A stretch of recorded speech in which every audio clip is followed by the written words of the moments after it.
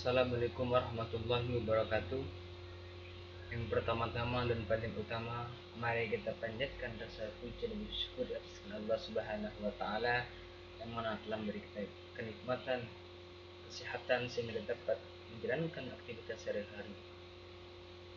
Sebab berbagai salam dapat menyampaikan kepada junjungan kita, nabi besar kita, Nabi Muhammad SAW. Semoga dia mungkin nanti kita mendapat syafaat dari beliau. Amin amin ya rabbal alamin. Apa kabar semuanya? Semoga dalam keadaan sehat walafiat dalam menjalankan tugas dan kewajiban sehari-hari. Baiklah, di sini saya akan mempresentasikan dalam berbentuk video yang dimana memenuhi tugas dari mata kuliah matematika, ekonomi dan bisnis. Dimana judul presentasi saya hari ini yaitu pengenalan fungsi. Baik, baiklah.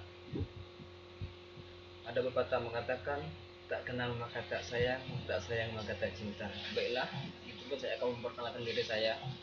Data diri, nama Faizatur Rahman, NIM 2201020028, kelas A1 akuntansi, mata kuliah matematika, ekonomi dan bisnis. Dosen pengajar yakni Bapak Muhammad Effendi, sarjana ekonomi, magister sains. Dan selanjutnya yaitu pertama, pengertian dan usul-usul fungsi. Fungsi yaitu suatu bentuk hubungan sistematis yang menyatakan hubungan ketergantungan atau dalam kurung hubungan fungsional antara satu variabel dengan variabel lainnya. Bentuk fungsi dibagi menjadi tiga, yaitu sebagai berikut. Yang pertama yaitu variabel. Variabel adalah unsur pembentuk fungsi yang mencerminkan atau mewakili faktor tertentu. Adapun variabel dibagi menjadi dua macam sebagai berikut, yaitu variabel bebas, independent variable, yang nilainya tidak tergantung pada tabel lainnya. Yang kedua, variabel terikat, dependent variable, adalah variabel yang nilainya tergantung pada variabel lainnya. Yang kedua, koefisien. Koefisien adalah bilangan yang terikat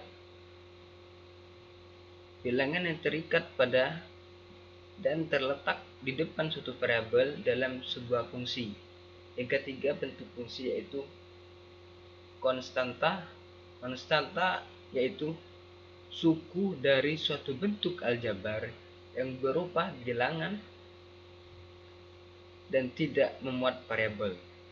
Ini contoh bentuk dari fungsi yang berupa variabel, koefisien dan konstanta. Baiklah, 24 yaitu bentuk dari angka. X kuadrat yaitu bentuk dari variabel. 5 plus 5 yaitu bentuk angka. Y kuadrat bentuk variabel. Min 12 yaitu bentuk koefisien, yaitu XY yaitu bentuk variabel. 8 yaitu bentuk koefisien, Y berbentuk variabel. Min 7 berbentuk konstanta.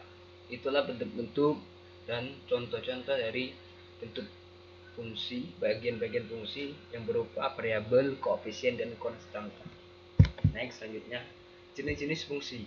Fungsi di sini terbagi menjadi dua, fungsi aljabar dan fungsi non aljabar. Fungsi aljabar terbagi menjadi dua, yaitu fungsi irasional dan fungsi rasional. Fungsi rasional terbagi menjadi dua kelompok. Yang pertama kelompok itu terbagi menjadi 5, yaitu fungsi polinom, fungsi linier, fungsi kuadrat, fungsi kubik, dan fungsi bikuadrat. Yang kedua yaitu fungsi pangkat. Fungsi non aljabar dibagi menjadi 4 bagian, yaitu fungsi eksponen, fungsi logaritma, dan fungsi trigonometri. Yang terakhir adalah fungsi hiperbol. Next, selanjutnya pengertian jenis fungsi. Fungsi dibagi menjadi dua, yaitu fungsi aljabar di mana fungsi aljabar itu fungsi yang biasa didefinisikan sebagai akar dari sebuah persamaan aljabar. Yang kedua itu fungsi non aljabar, itu fungsi yang variabel bebasnya merupakan pangkat dari suatu konstanta, bukan nol. Next, selanjutnya yaitu fungsi aljabar. Fungsi aljabar terbagi menjadi dua sebagai berikut, yaitu fungsi rasional. Fungsi rasional itu fungsi yang variabel bebas yang terdapat di bawah tanda akar. Misalnya f dalam kurung x sama dengan akar x, atau g dalam kurung x sama dengan akar x plus 1 plus 3. Yang kedua itu fungsi rasional. Fungsi rasional itu fungsi yang memiliki bentuk umum atau p dalam kurung x min sama dengan fp dalam kurung x atau d dalam kurung x dengan p dan d polinomial dan dx sama dengan 0. Fungsi rasional dibagi menjadi dua bagian, yaitu fungsi yang pertama itu dikelompokkan menjadi 5, yaitu fungsi polinom, fungsi linear, fungsi kuadrat, fungsi kubik, yang terakhir fungsi kuadrat. Yang kelompok kedua itu fungsi pangkat. Fungsi pangkat ini hanya satu, yaitu pertama itu fungsi polinom. Fungsi polinom adalah fungsi yang mengandung banyak suku atau polinom variabel independennya. Contohnya yaitu cara yang pertama yang dilakukan mencari nilai polinom adalah dengan metode substitusi atau menggantikan. Di sini adalah contoh jadi di fungsi polinom. Next, selanjutnya yaitu fungsi linear. Fungsi linear ini di sini adalah fungsi polinom khususnya pangkat tertinggi dari variabel, yaitu pangkat 1. Contohnya di sini. Yang ketiga yaitu fungsi kuadrat. Fungsi kuadrat adalah fungsi polinom yang pangkat tertinggi dari variabel adalah pangkat 2. Contohnya yaitu f dan x sama dengan 4x kuadrat plus 3x plus 8, hitunglah a plus 2b plus 3d. Jawabannya diketahui nilai a yaitu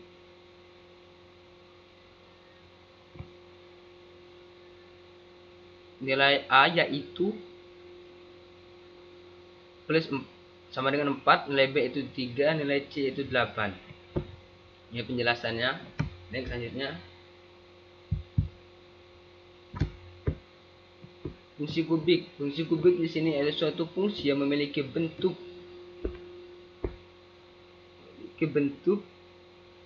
dengan a bernilai tidak 0, atau kata lain merupakan suatu polinomial order 3. Contohnya sebagai berikut. Yang terakhir yaitu fungsi bikuadrat adalah fungsi yang variabel bebasnya merupakan pangkat dari suatu konstanta, bukan konstanta. Contohnya yaitu tentukan variabel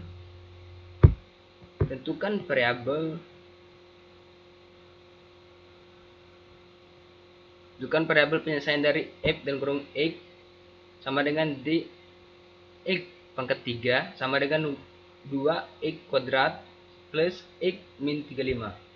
Jawabannya di sini. Teman-teman bisa dilihat sendiri.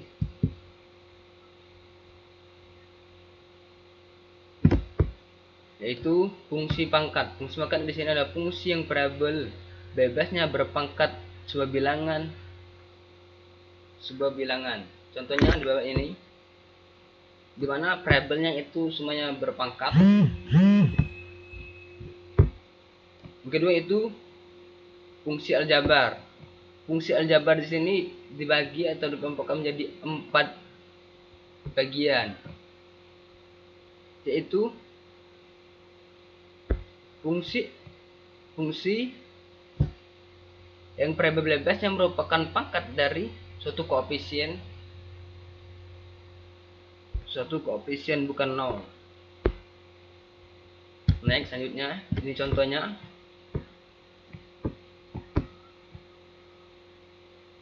Berarti variabel bebasnya bukan nol, harus ada angka. Yang kedua yaitu fungsi logaritma. Fungsi logaritma yaitu hubungan atau relasi yang menghubungkan setiap anggota dominan yang tepat satu pada setiap anggota domain lainnya. Contohnya yaitu di sini. Yang ketiga yaitu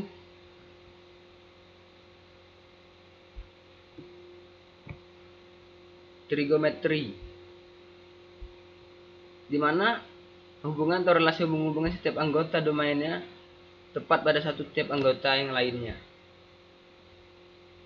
Gimana di sini contohnya? Yang terakhir fungsi hiperbol, yaitu salah satu hasil kombinasi dari fungsi-fungsi eksponen. Contohnya, carilah turunan pertama dari fungsi hiperbol, atau f kurang x sama dengan sin dalam kurung 3x. Jawab f dalam kurung x sama dengan sin dalam kurung 3x. bf1 sama dengan x sama dengan cos dalam kurung 3x.